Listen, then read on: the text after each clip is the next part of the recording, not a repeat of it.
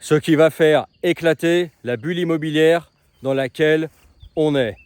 Il y a quelques jours, j'ai fait une première vidéo pour parler de l'explosion des prix de l'immobilier vers le bas, comme quoi on était actuellement dans une bulle et que l'immobilier était particulièrement cher et surévalué, que ça ne valait pas le prix auquel il est affiché actuellement. En moyenne, bien évidemment, il y a toujours des micro-marchés, et que par rapport au pouvoir d'achat des gens, ça devenait trop cher. Okay, et j'avais dit que plausiblement, à moyen terme, il faut s'attendre à un effondrement des prix. Et j'avais pris notamment un argument, et dans cette vidéo, je vais compléter avec deux autres arguments qui montrent qu'il est plausible que l'immobilier va s'écrouler et qu'il faut faire attention. Alors dans la vidéo précédente, j'avais parlé de l'intelligence artificielle, comme quoi ça va faire beaucoup de mal niveau emploi, que beaucoup de gens, notamment du tertiaire, vont se retrouver au chômage, et que c'est justement ces travailleurs du tertiaire qui aujourd'hui ont le pouvoir d'achat pour acheter de l'immobilier. Okay, bien évidemment, il y a toujours des gens qui aujourd'hui ont eu des héritages, qui ont eu qui sont exceptionnellement bons dans un domaine, qui sont entrepreneurs, etc. Mais pour la majorité, c'est ça, surtout les CSP+, qui achètent aujourd'hui l'immobilier, qui ont les moyens encore dans ce marché qui est très haut. Mais que l'intelligence artificielle va faire beaucoup de ravages dans les années à venir. Si tu suis un petit peu ce qui se passe aux États-Unis, moi je suis ce qui se passe aux États-Unis tous les jours, c'est le pays qui est toujours en avance sur tout, sur les tendances, etc. Et là-bas, le diagnostic, les estimations, elles sont assez inquiétantes quand il s'agit d'intelligence artificielle et l'impact que ça va avoir sur le marché de l'emploi, le chômage, etc. Et ça va arriver en France aussi. Bien évidemment, la France suit toujours les États-Unis. Mais, bien évidemment, ce n'est pas la seule raison. D'autres raisons aussi font que le marché de l'immobilier est, je pense, en danger et qu'aujourd'hui, il est surévalué et que ça va redevenir plus accessible pour les gens moyens d'accéder à l'immobilier qu'aujourd'hui. Alors je pourrais parler également des taux qui commencent à monter, mais parlons de choses plus compréhensibles pour tout le monde, on va dire. Okay, l'autre facteur, donc ça c'est le deuxième argument, c'est que aujourd'hui on est dans un monde de boomers en fait. Le monde dans lequel on est, c'est encore le monde des boomers. On est encore dans l'ancien monde. On est sur la fin de l'ancien monde. Aujourd'hui, l'instabilité qu'on voit dans le monde, les changements rapides, justement c'est le clash entre cet ancien monde en fin de vie qui s'épuise et le nouveau monde. Cet ancien monde, d'ailleurs, qui nous rend nostalgiques. Parce que cet ancien monde, c'était un monde où beaucoup de choses étaient possibles et aujourd'hui, arrivé sur la fin, cet ancien monde ne fonctionne plus pour ceux qui arrivent, qui veulent rentrer dans ce nouveau monde, les plus jeunes, etc. Mais par contre, les boomers, eux, massivement, ils ont pu en profiter. Et ils ont bien fait, hein, tant mieux pour eux. Mais voilà, globalement, tout ça pour dire que l'immobilier aujourd'hui, il est détenu, je parle notamment de la France, principalement par les boomers. Okay, et ces boomers, ils vieillissent et ils ne sont pas éternels. Dans 15 ans, la majorité d'entre eux ne seront plus là. Okay, donc, cet immobilier, il va bien changer de main. Alors tu vas me dire, ouais, mais il y a les héritiers, etc. Oui et non. Les héritiers, il faut qu'ils aient les moyens d'hériter du bien. Hériter d'un bien, c'est pas juste t'hérites d'un bien et ça y est, il est à toi et il n'y a plus aucun frais derrière. Déjà, avant d'hériter du bien, il faut payer les frais de succession. Par exemple, en France, vu qu'on parle de la France, admettons que tu as un bien à 600 000 euros. Voilà, tes parents, ils ont une grande maison, une grande villa avec du terrain ou un chalet qui vaut 600 000 euros. Okay, tu hérites de ce bien. En frais de succession, déjà, tu en as pour 100 000 boules. Voilà. Est-ce que tu as 100 000 boules cash? Alors toi, tu vas me dire, oui, moi je les ai, mais le commun des mortels, le commun des Français, ils n'ont pas 100 000 euros sur leur compte. Donc pour pouvoir hériter de ce bien, il faut qu'ils sortent 100 000 balles. S'ils ne les ont pas, qu'est-ce qu'ils doivent faire? Ils doivent vendre. Okay, donc on va se retrouver avec beaucoup de biens sur le marché. Et derrière, il faut qu'il y ait des acheteurs.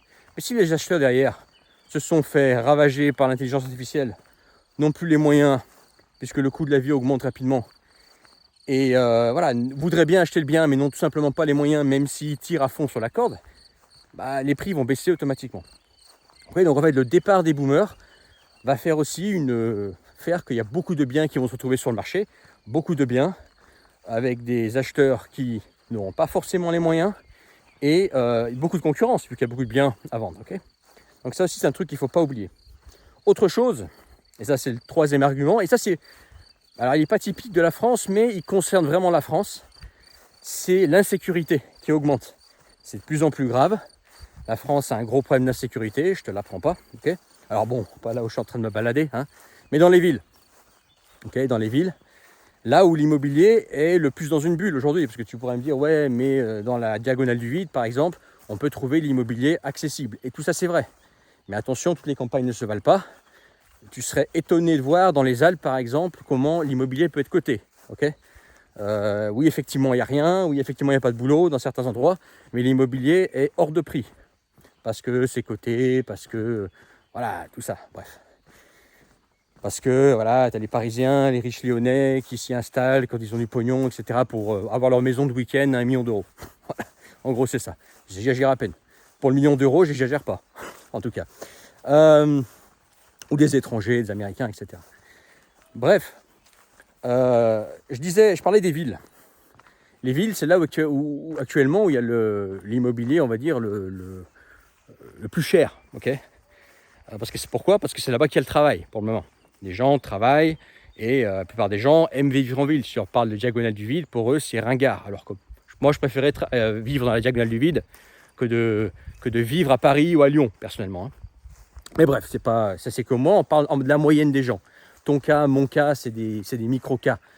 On parle de la moyenne des gens de la masse. Okay, donc la plupart des gens sont en ville ou autour des villes. Et c'est là où l'immobilier est le plus cher. Tu regardes les prix à Paris, à Lyon, etc. Ça devient fou.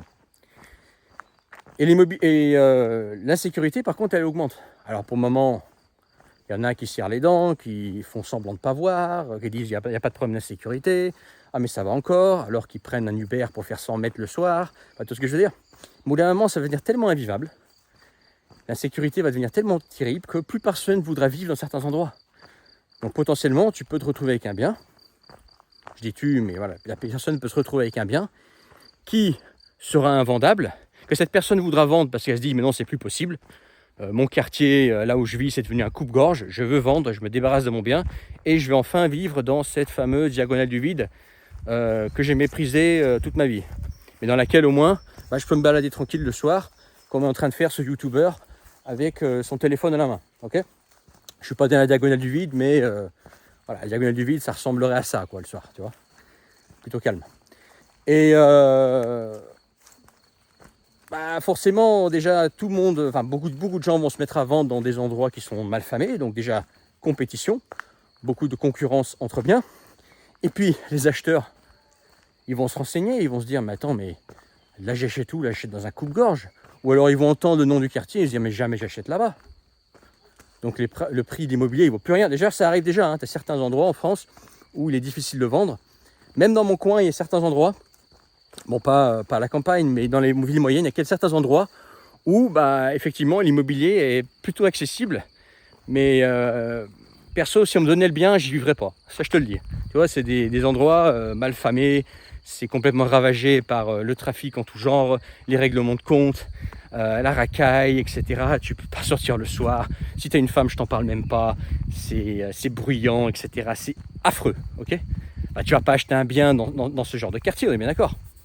Okay, alors on est qu'en 2026, mais quand en 2035, quand ce sera encore pire, et que l'insécurité sera encore pire.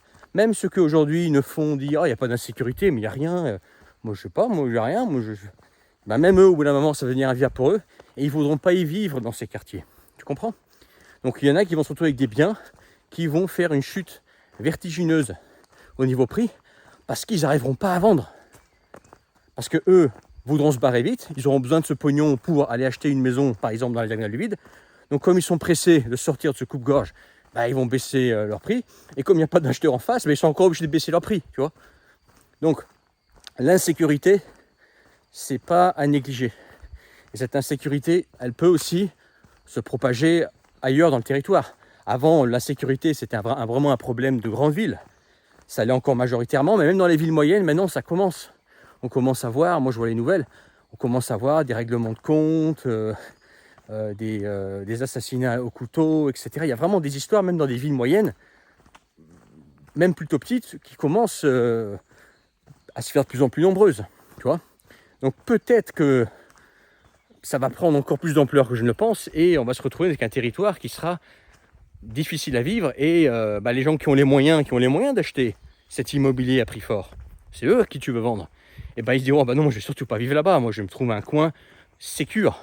Donc les coins sécures, les coins tranquilles à la campagne vont peut-être monter en côte, mais par contre les biens immobiliers surcotés de la ville et des banlieues pour le moment vont prendre une tannée parce que personne ne voudrait y vivre. Ou ceux qui voudront y vivre, c'est ceux qui ressemblent à ceux qui sont là-bas, et c'est pas ceux qui ont le plus les moyens, c'est ce que je veux dire. Okay, c'est pour ça que je dis, pour moi, l'effondrement des prix de l'immobilier à moyen terme, pour moi, il est plus que plausible. Je te parle même pas de la taxe foncière qui augmente petit à petit, mais qui augmente. C'est des frais en plus. Tout à l'heure aussi, je te parlais de l'héritage. Si tu hérites d'un bien, qu'il faut payer les frais de succession. D'accord, tu as payé tes 100 000, par exemple, tu as une maison à 600 000 euros, tu payes 100 000 euros de frais d'héritage. Ok, tu les avais. Mais maintenant, il faut assumer la baraque. Une grosse baraque, une grosse villa, un chalet, ça s'entretient. Et laisse-moi te dire qu'une grosse baraque, l'entretien, ça y va à coût de 15 000 par là, 8 000 par là, 30 000 par là. La toiture, et puis ceci, et puis cela, il faut refaire, tout ça. Ça va très très vite, c'est en dizaines de milliers d'euros régulièrement. Est-ce que tu as les moyens? Est-ce que, pas toi, peut-être oui, mais est-ce que les gens lambda aujourd'hui qui galèrent déjà pour vivre, est-ce qu'ils ont les moyens pour cracher des dizaines de milliers d'euros d'entretien régulièrement pour entretenir cette grosse baraque? Non. Donc ils vont se dire, écoute, cette grosse baraque, j'en ai pas besoin. Mes parents, ils avaient 5 enfants, mais moi, j'ai qu'un gosse ou j'en ai pas. J'ai pas besoin de cette grosse baraque, donc qu'est-ce que je vais faire de cette grosse baraque? Je vais la vendre sur un marché où tout le monde a la même idée. Donc il y a une grande compétition entre grosses baraques, donc forcément qui dit compétition entre baraques, dit prix, dit plus de choix pour l'acheteur, dit prix qui tombe. Et voilà, tu vois, c'est l'effet boule de neige. Ok. Pour ça, je te dis, pour moi, à moyen terme, pas tout de suite là, mais tu vois, à moyen terme, c'est ce que je pense en tout cas, l'immobilier va prendre une tannée. Là, j'ai pris l'exemple de la France, j'aurais pu prendre un exemple dans d'autres pays, mais restons-en à la France. Parce que le monde est en train de changer, parce que le monde a changé, parce qu'il va drastiquement changer dans les années à venir, parce que démographiquement, il va se passer des choses, etc. Parce que les gens aussi font plus d'enfants, très peu d'enfants par rapport à avant. Okay, donc comme on est moins, il y a plus de baraques pour moins de gens. Donc qui dit plus de baraques dit que plus de compétition entre baraques à la vente. Donc logiquement, des prix qui baisseraient. Okay, dis-moi ce que tu en penses en commentaire. Partage cette vidéo. N'oublie pas de t'abonner. Dans la description, le premier lien, tu peux rejoindre mes contacts privés.